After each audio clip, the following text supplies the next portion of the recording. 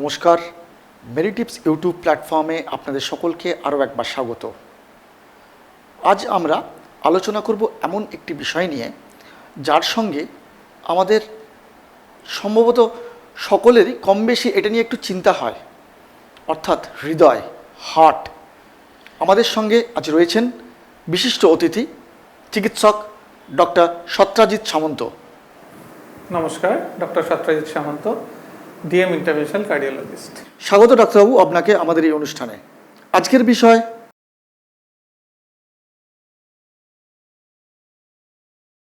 আগে আমরা একটা সময় জানতাম যে হার্ট অ্যাটাক হলো 50 বছর, 60 বছর বা তার ওপরের রোগ, কিন্তু ভারতে বিশেষ করে সাউথ এশিয়ান পপুলেশন বা ইন্ডিয়াতে কার্ডিয়াক অ্যাটাকের সমস্যা কিন্তু আরও এজ অনুযায়ী এগিয়ে আসছে। এখন কিন্তু 30-40, ইভেন আমরা 20-30-এর মধ্যেও হার্ট অ্যাটাক দেখছি।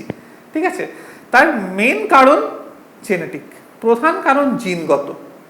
এশিয়ানদের বিশেষ করে ভারতীয়দের জিনের যে সমস্যা, জিনের সমস্যা থেকে কিন্তু আমরা অলরেডি হার্ট অ্যাটাক প্রোন। আমাদের কিন্তু লিপিড প্রোফাইলের যে জিনটি, সেই জিনটি এমনভাবেই তৈরি, আমাদের কিন্তু অন্য দেশের থেকে, ইউরোপিয়ান কান্ট্রি বা আমেরিকান কান্ট্রি থেকে আমাদের কম বয়সে হার্ট অ্যাটাক বা হার্টে ব্লকেজের সম্ভাবনা বেশি। তার সাথে সাথে যেটা হচ্ছে যে আমাদের সিডেন্টারি লাইফস্টাইল, অনিয়মিত খাওয়া দাওয়া, সুগার খুব তাড়াতাড়ি চলে আসছে, এই সবের জন্য যত এগুলো বাড়বে তত হার্টে ব্লকেজ বাড়বে এবং তত হার্ট অ্যাটাকের বয়স আস্তে আস্তে 50-এর থেকে 40, 40-এর থেকে 30 এটা হতে থাকবে। জিনটা আমাদের হাতে নেই, কিছু করার নেই, আমরা সাউথ এশিয়ান পপুলেশন হিসেবে এটা মেনে নিতে হবে।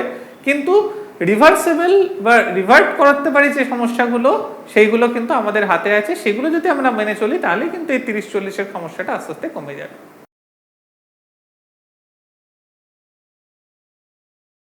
হার্ট অ্যাটাক বোঝা দুর্ভাগ্যের ব্যাপার, সত্যি কথা বলতে কি, তার মানে হলে হার্ট অ্যাটাক অলরেডি হয়ে গেছে। তার থেকে বড় কথা হচ্ছে হার্টের সমস্যা যে হচ্ছে সেটা কিভাবে বুঝবো। হার্টের সমস্যা হচ্ছে এটা বোঝার 3-4 রকম হার্টের সিমটম হতে পারে। একটা হচ্ছে বুকে ব্যথা, যেটা আমরা সবাই জানি, বুকে চাপ ধরছে বা বুকে ব্যথা হচ্ছে। এই বুকে ব্যথা ধরাটা কিন্তু বুকে কোনো সবসময় পেন হবে এরকম নয়, একটা ভারী ভাব থাকবে, বুকের ওপর মনে হবে কেউ যেন একটা ভারী পাথর বসিয়ে দিয়েছে। এখানে একটা জিনিস বুঝতে হবে, হার্ট অ্যাটাক একদিনে হয় না, এই ব্লকেজ একদিনে আসে না। হার্টের শিরার ব্লকেজ দীর্ঘকালীন প্রসিডিওর। এই ব্লকেজ আস্তে আস্তে আস্তে আস্তে বাড়তে বাড়তে একসময় এসে হার্ট অ্যাটাক হয়। তার আগের পোর্শনটায় কি হয়, এটা কন্টিনিউয়াস একটা মেথড। প্রথম পোর্শনটায় যখন হার্টের সমস্যা প্রথম তৈরি হয় তখন আমরা বলি ক্রনিক স্টেবল অ্যানজাইনা, মানে তখন হার্টে ব্লকেজ হয়েছে কিন্তু হার্ট অ্যাটাক পর্যন্ত পৌঁছয়নি, রক্ত কম যাচ্ছে। তখন কি হয়, আমরা একটু যখন হাঁটাচলা করতে যাই বা একটু কাজ করতে যাই, আমরা অল্পেতে হাঁপিয়ে যাই, বুকটা একটু চাপ ধরে, একটু বসে গেলে আবার ঠিক হয়ে যায়, আবার আমরা হাঁটতে শুরু করি। এই জিনিসটা যখনই হবে তখন কিন্তু আপনারা সঙ্গে সঙ্গে ডাক্তার দেখান, ইসিজি করান, ডক্টর হলে ট্রেডমিল টেস্ট করাতে হবে, বা সেরকম মনে হলে কিন্তু অ্যানজিওগ্রাফিও করাতে হবে। এটার পরে যে সময়টা আসবে, এটা তো হাঁটাচলা বা কাজকর্ম করলে, এরপরে একটা সময় আসে যেটাকে বলে আমরা আনস্টেবল অ্যানজাইনা, স্টেবল থেকে আনস্টেবলে চলে গেল, তখনও কিন্তু হার্ট অ্যাটাক হয়নি। আনস্টেবল অ্যানজাইনা মানে কি, তখন কিন্তু আমাদের হঠাৎ একদিন বসে বসেই খুব ব্যথা করলো, যন্ত্রণা করলো, কিন্তু আস্তে আস্তে নিজে থেকেই আবার কমে গেল, বুকটা ভারী হয়ে গেল, গলার কাছটা ভারী হয়ে গেল, শ্বাস নিতে চাপ ধরছে, বুঝতে পারছি শ্বাস হচ্ছে না, শ্বাস নিতে পারছি না, বা ঘাম হচ্ছে, বা ডান হাতে বা বাঁ হাতের দিকে ব্যথা করছে। এই জিনিসটা হলে কিন্তু এটা হার্টের সম্ভাবনা খুব বেশি। এর পরের স্টেজ কিন্তু heart attack. So stable angina, unstable angina, তারপরে স্টেজ হার্ট অ্যাটাক। সুতরাং প্রথম দুটোতে যদি আমরা থামিয়ে দিতে পারি, প্রপার ট্রিটমেন্ট শুরু করতে পারি, তাহলে কিন্তু হার্ট অ্যাটাকে অনেক সময় পৌঁছতে হয় না।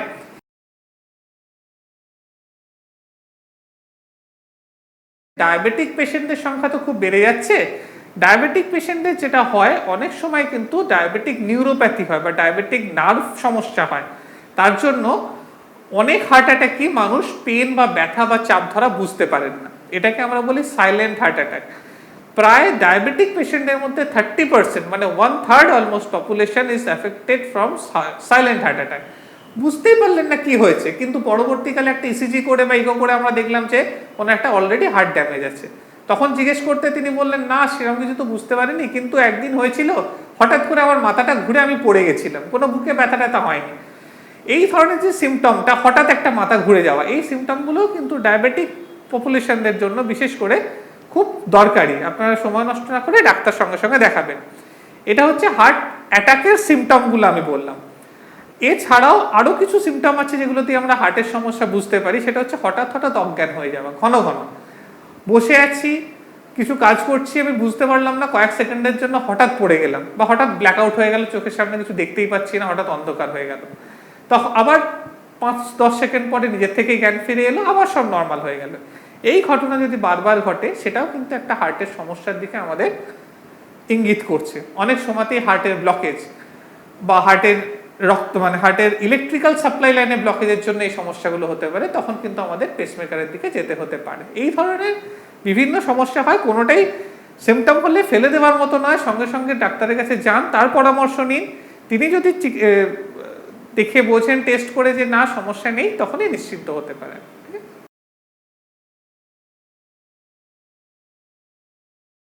বলবো মানে এর থেকে দুর্ভাগ্যের আর কিছু হতে পারে না। সত্যি কথা বলতে কি, যে কোনো ব্যথাই আমাদের কাছে একটা গ্যাসের ব্যথা হিসেবে প্রথম আসে। আমি প্রথমেই সবাইকে রিকোয়েস্ট করবো, হাত জোর করে, যে এটা ভাববেন না, এটাকে মনে রাখবেন যে গ্যাসের ব্যথা আপনাকে প্রাণে মারবে না, কিন্তু হার্ট অ্যাটাক যদি আনডায়াগনোজ থাকে, সে কিন্তু আপনাকে যে কোনো সময় প্রাণঘাতী হতে পারে। সুতরাং আপনার যদি কোনো রকম কষ্ট হয়, মনে হচ্ছে একটা পেটের কাছটা, পেটের ওপর দিকটা চাপ ধরে আছে, বা বুকের কাছটা একটু চাপ ধরে আছে, ইভেন একটু ঢেকুরও উঠছে, অনেক সময় কিন্তু হার্ট অ্যাটাকের একটা সিমটম হচ্ছে বেলচিং, যেটাকে বলি, বা ঢেকুর ওঠা, এই জিনিসটা হচ্ছে, একটা অস্বস্তি করছে, সবসময় কিন্তু আপনি গ্যাস অম্বলের কথা ভাববেন না।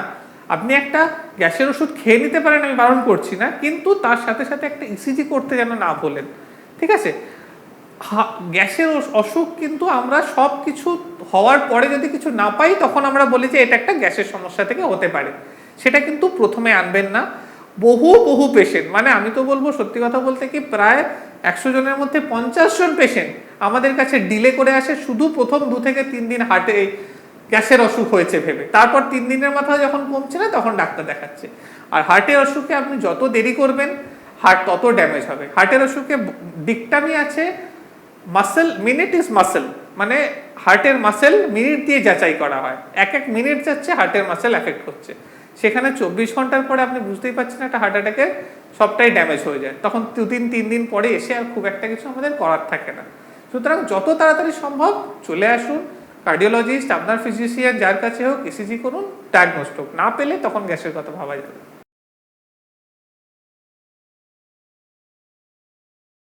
আংশিক সত্যি, টেনশন থেকে হার্ট অ্যাটাক হয়, টেনশনটা অলরেডি একটা প্রেসিপিটেটিং ফ্যাক্টর। হার্ট অ্যাটাকের সমস্ত কিছু তার তৈরি আছে, তার ব্যাকগ্রাউন্ড তৈরি আছে, তার হার্টে ব্লকেজ আছে, তারপর একটা টেনশন হলো, একটা হঠাৎ প্রেশার শুট করলো, একটা মানসিক স্ট্রেস হলো, সেই স্ট্রেস থেকে হার্ট অ্যাটাক প্রেসিপিটেট করলো। কিন্তু অনলি যার অন্য কোনো সমস্যা নেই, তার শুধু টেনশন থেকে একটা হার্ট অ্যাটাক হয়ে যাবে, এটা হয় না। This is not a causing factor, this is a precipitating factor. সব জিনিস তৈরি আছে, সেটার ওপর একটা বারুদের ওপর আগুন দিলে যেরকম হয়, সেই জিনিসটা হলে সেটা হতে পারে, কিন্তু শুধুই টেনশন থেকে হার্ট অ্যাটাক হচ্ছে, এটা কিন্তু হয় না খুব একটা। তবে কিছু ক্ষেত্রে দেখা গেছে মেয়েদের জন্য, বিশেষ করে টেনশন খুব, বিশেষ করে মেয়েদের জন্য খুব হাইট অফ টেনশনটা টাকোসুবো সিনড্রোম বলে একটা সিনড্রোম হয়, যেটা একদম টিপিক্যাল হার্ট অ্যাটাকের মতোই পিকচার হয়, কিন্তু সেটা সরাসরি হার্ট অ্যাটাক না, এটা পিকচার দেখা যায় সেরকম ভাবে।